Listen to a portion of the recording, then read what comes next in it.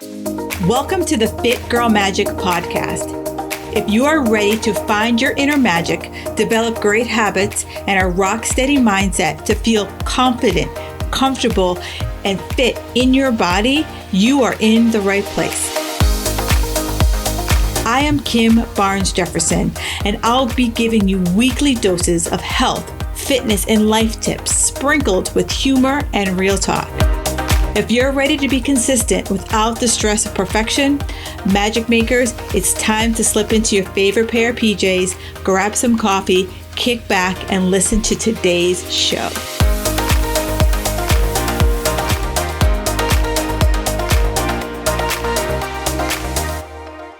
Hey, Magic Makers, a great iTunes review of the week. I want to thank Ms. Robin for leaving this awesome review. She says, great information, humorous host. If you're over 40, you need this information. Listening here can save you time and frustration with regards to your health. Kim is a great host with valuable information and humor infused.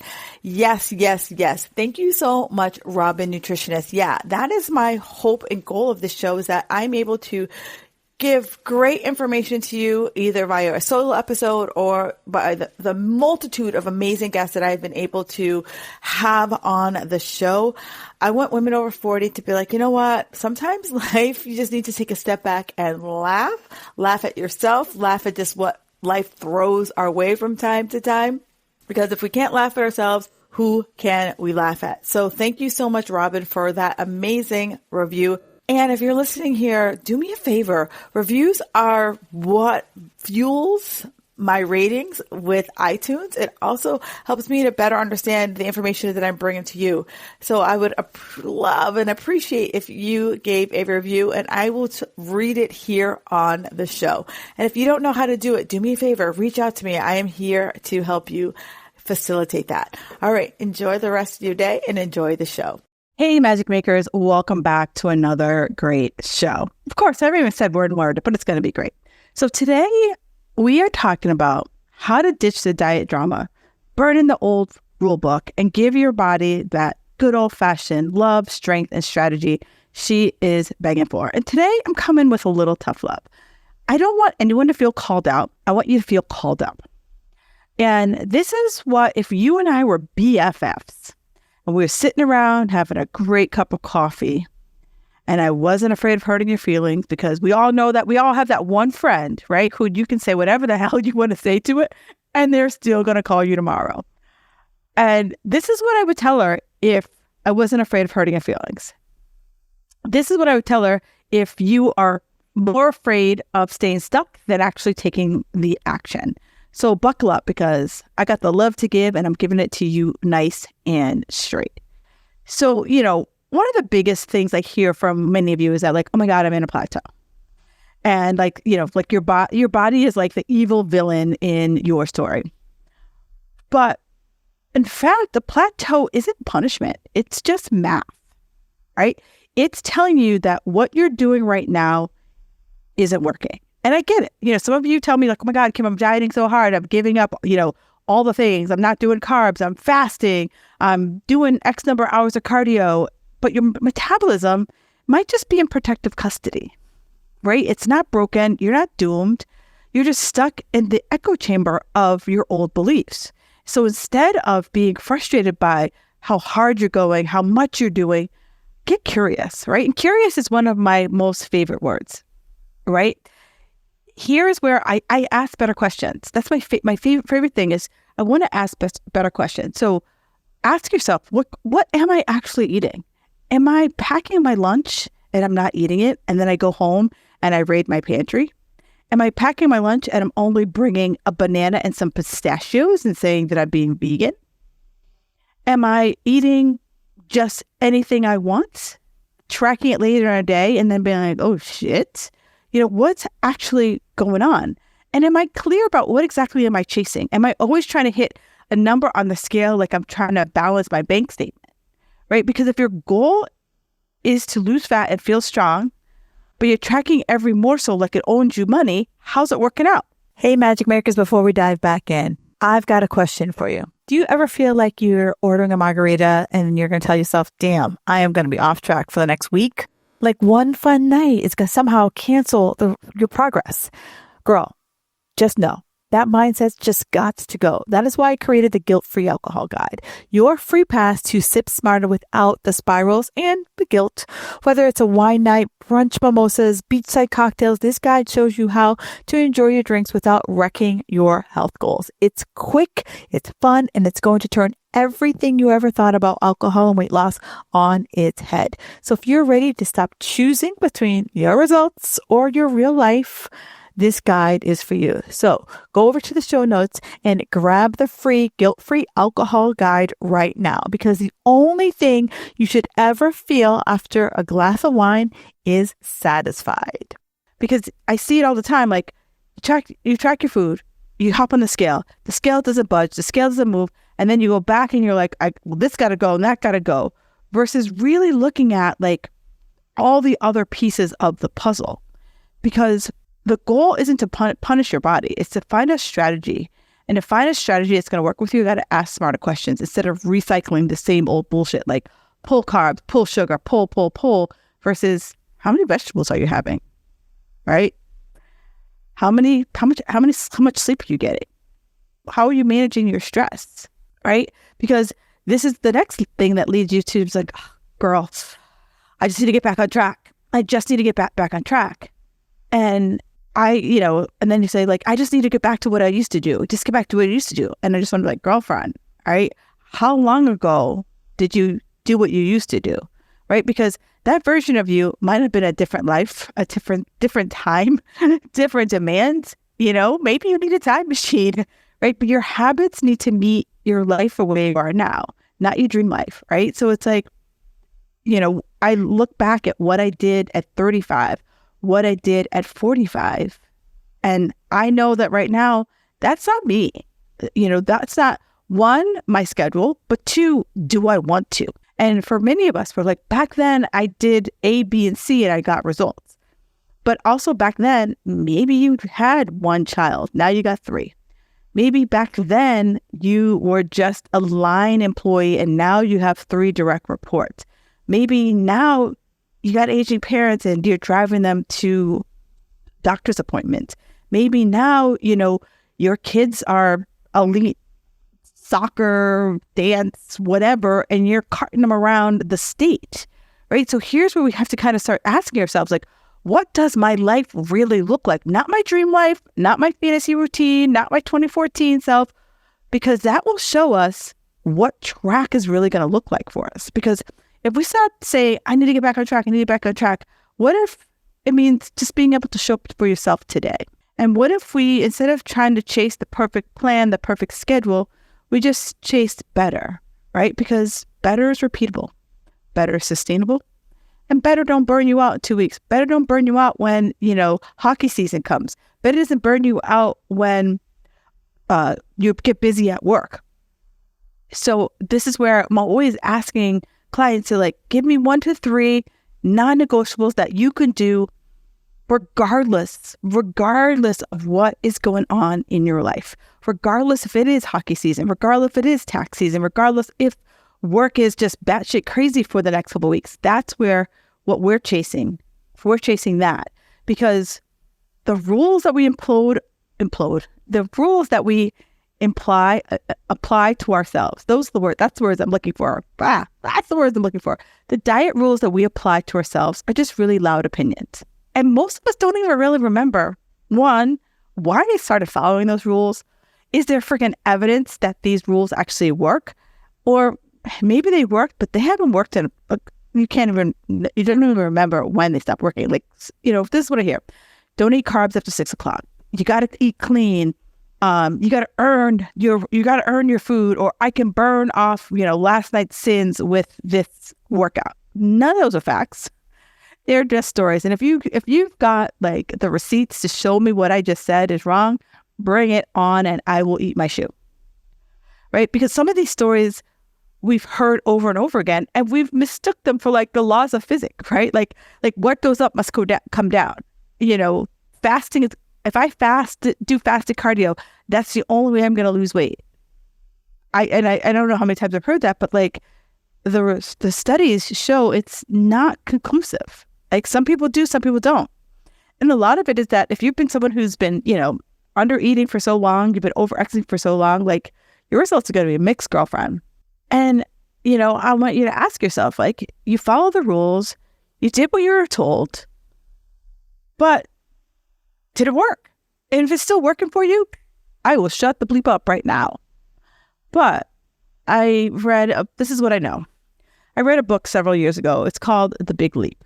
And this quote still sticks with me because I too have my own stuff. Like, I don't want anyone to think that as I'm sharing this with you, this isn't stuff that I haven't gone through. This is not stuff that like sometimes creeps up into my life. But in the book, The Big Leap, there's a quote that says, if I argue for my limitations, I get to keep them. Right.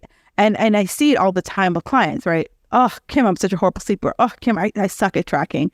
Oh, I'm an emotional eater. And then guess what? You stay that way until you stop letting those statements become your identity. All right. So great.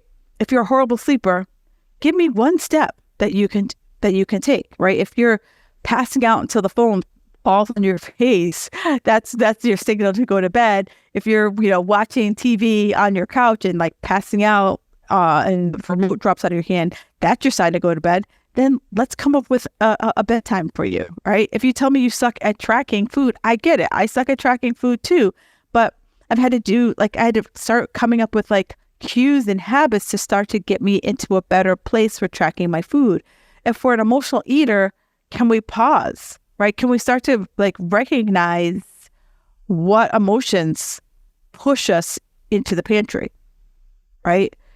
Because change doesn't happen because we wish. Change happens because we get sick of our own bullshit. And feeling the same feels worse than if we did something different.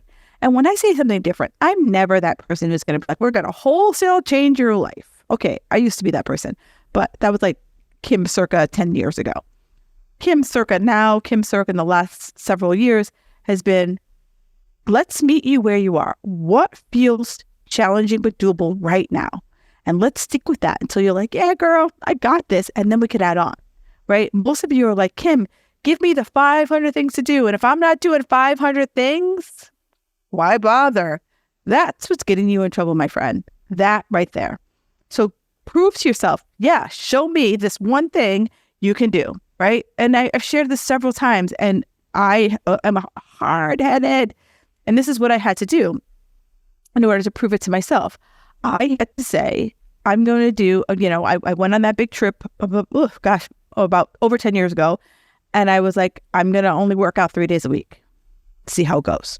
It was an experiment, right? It was an experiment. Wasn't written on like stone tablets. It was an experiment that I was doing for 30 days. I'm going to only work out 3 days a week. That's my bare minimum. I'm going to get in 10,000 steps and I'm going to eat a big ass salad every day for lunch. That was it. That's all I did. And that proved to me that just focusing on that made me less crazy. And I want you to think about, like, what are the 1 to 3 things that you could focus on that won't make you feel less crazy, right? Because we're playing the long game, right? This isn't 12 weeks to X or 30 days to X, right? Because let's talk about the obsession with fast results, right? You'll spend years kissing frogs, detoxing, 75 harding. I don't know. I have a friend who does the 75 hard, and I want to say she gets to like day 10, day 20. And the thing I hate the most about the 75 hard, and I've done a whole podcast on it, and I'll link it in the show notes, is that if you miss one thing, you got to start all over again. And that, to me, that's like, I can't remember. It's like a Greek mythology of the guy pushing the rock up the hill. If you know it, tag me in the socials and let me know what it is. But the guy who keeps pushing the rock up the hill, that's what 75 hard feels to me, right? You're going to do 75 hard. You're going to find another app. You got to find another reset. And then you're going to balk and you're going to balk to me that when I say the real results takes 2 years, right? This is like in the last probably couple of years, I saw two like 40-something-year-old women who absolutely look phenomenal. And both of them are like, you know what? I gave myself 2 years. I gave myself a solid year just to figure my shit out. And then another year cycling through what I learned from the previous year, and they look absolutely phenomenal. So hear me when I say you ain't tired. You're just chasing short-term highs, which burn you right the bleep out, and you're calling it a strategy. But what if you took the 2 years to transform your body and your relationship with food was actually the faster route? Just say it. Right? And, I had a woman call me earlier this year, and she said, Kim, I only want to work with you for 30 days. And I was like, I don't do that. Right? My bare minimum commitment to work with me is at least 3 months, because this is what I know. In the first 10 days, especially most of the women come to me, you're 40-something years old, you've been dieting for 20 years. I know that I'm going to teach you something different, and it's not all or nothing. I know that you've been in the cycle of I'm rinsing and repeating the same shit that ain't working. So in the first 10 days, probably some people some more, I'm helping you learn a new rhythm, right? And you're going to stumble, you're going to trip, and no shame, because trust me, been there trying to learn something new. I stumbled, I tripped.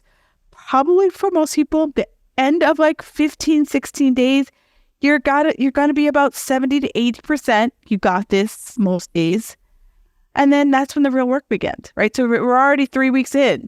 So that's why I know that give me 12 weeks or more, because change does not come in a 30-day bottle, right? You don't try, I'm not sure where I heard this, but you don't try transformation, you train for it. And, I don't know of anybody or anyone who could train for something in 30 days, right?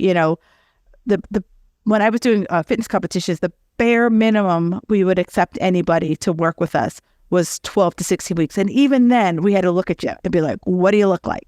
Because some people needed more than 12 to 16 weeks to get ready for the show. Some people, I had a client who we stepped on stage, my client Katie, she stepped on stage and she looked like olive oil compared to everybody else. And that moment on stage, I said, how do you feel? And she said, I feel like shit. And I said, valid. And I said, would you give me a year to be back on the stage next November in a very different physique? And that was the first time a client blindly trusted me. And I will forever be grateful for Miss Katie Veazey for doing that. She gave me 1 year and we built the shit out of her body. And she was like, I was like, you're not going to step on the scale. You're not going to look in the mirror. You're just going to wear gray sweatpants and you're just going to be like, I'm building like a beast, because we had a goal. And we had that goal. And guess what? 1 year, she stepped on stage and she placed top 5. So that's not my main focus anymore. But I do know that if you give me a year of focused attention, give me a year of not looking at that damn scale, give me a year of just doing the work, like putting the blinders on and just doing the work. Yeah, having those moments. Katie had those moments where she was just like, oh my God. Yeah, I feel it. But we dig in, we lean in. And that's where the good stuff happens, right? That's where the good stuff happens, because when we stop overcomplicating things, I don't know how many people I will give them a simple thing to do, like the 3 non-negotiables. And I'm like, hey girl, give me your non-negotiables. And they'll come back with I need protein. I need strength training. I need my walks. I need this. And I'm like, give me 1 to 3. Like, what right now in your season of life feels good? I have teachers. So in the summer, their season of life is very different than when classes start back up again in the fall. I have, people who have really busy sports families. So when things are in season, they're like running around 3 days a week, carting their kids to practices of games and all the other crap that come with sports these days, right? So here's where we have to let something that I had to learn, I had to learn the hard way, that I don't need a 90-minute workout.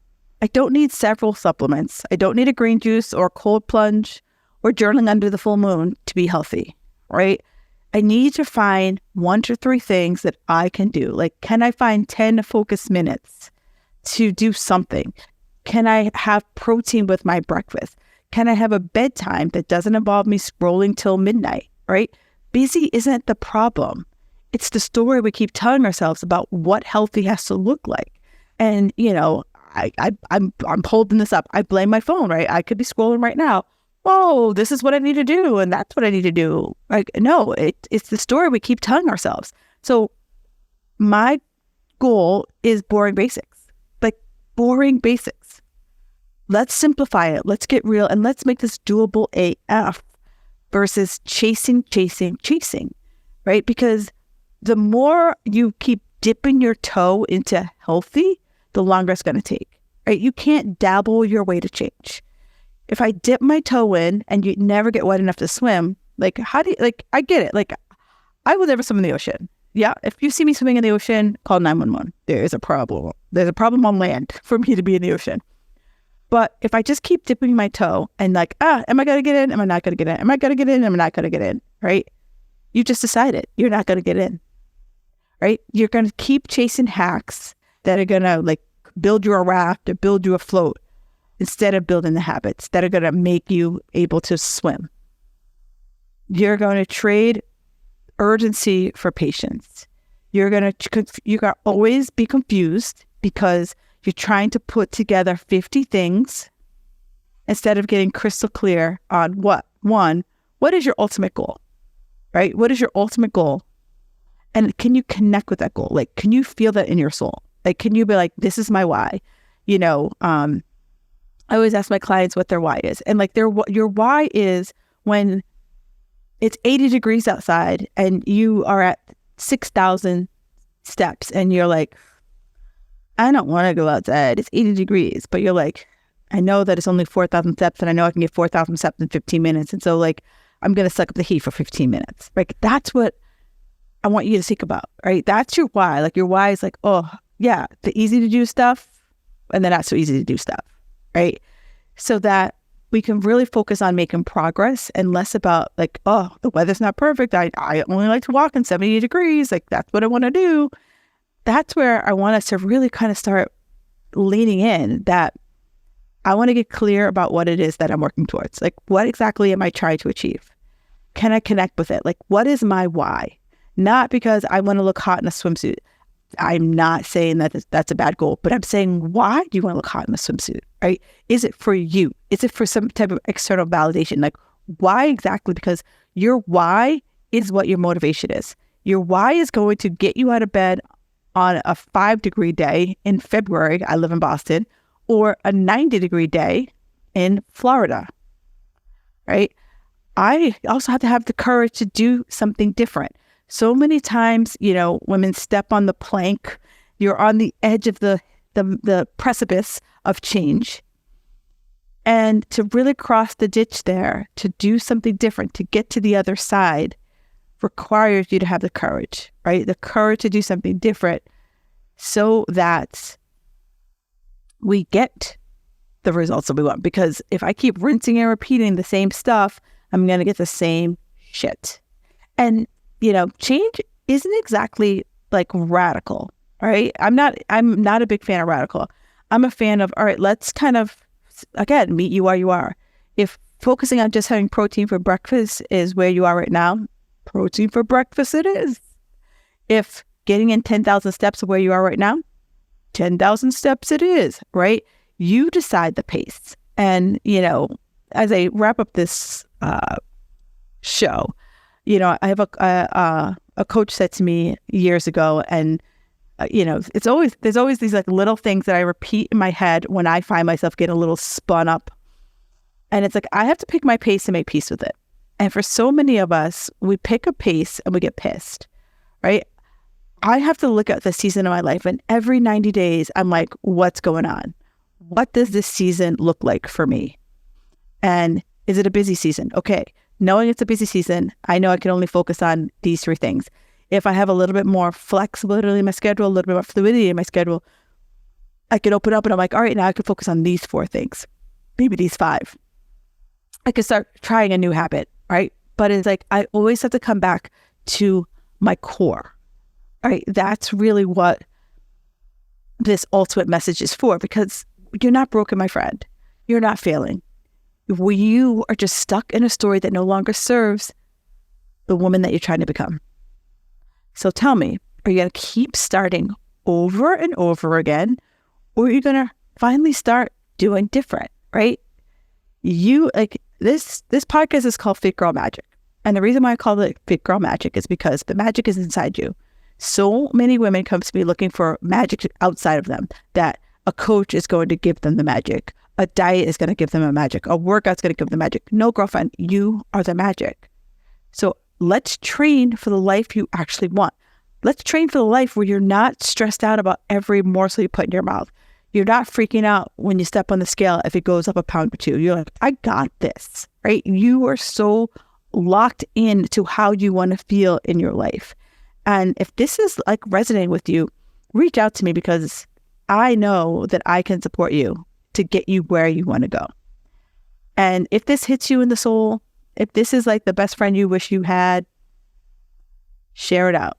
Send it to your BFF and be like, girl, if we were sitting down, this is what I would say.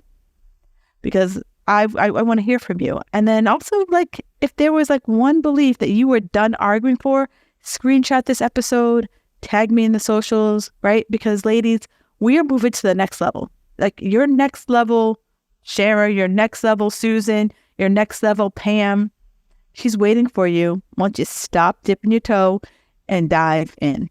All right, magic makers, I got you. I care about you. And I want to stop seeing every woman struggle and just feel freaking amazing just the way I see you. All right, enjoy the rest of your day, and I'll talk to you next week. Thank you for listening to the Fit Girl Magic podcast. If you've made it this far, yay. I'm thinking you enjoyed the show. Let's continue the conversation on Instagram. You can find me at Kim Jefferson Coach. In order for me to keep sharing this message, do me a favor and leave me a 5-star review on iTunes. While you're there, don't forget to subscribe so that you won't miss an episode. New episodes are available every Wednesday. The Fit Girl Magic podcast is intended to provide you with tips, tools, and strategies that will help you make better decisions about your health.